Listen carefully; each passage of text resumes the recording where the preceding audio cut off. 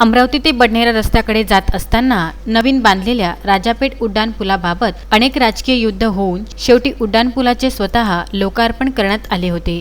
या उड्डाणपुलाचे काम रखडले असताना कंत्राटदाराने डांबरीकरण मलबा बाहेर नेऊन टाकण्यास मात्र त्यांना विसर पडलेला दिसून येत आहे। राजापेठ पोलीस स्टेशन पासून उड्डाणपुलाकडे जात असताना या मलब्याचा अनेक वाहन चालकांना कमालीचा सामना करावा लागत आहे। भली मोठी मलब्याची टेकडी झाली असून तो मलबा रस्त्यावर आल्याने नागरिकांना आपला जीव मुठीत घेऊन वाहने काढावी लागत आहे।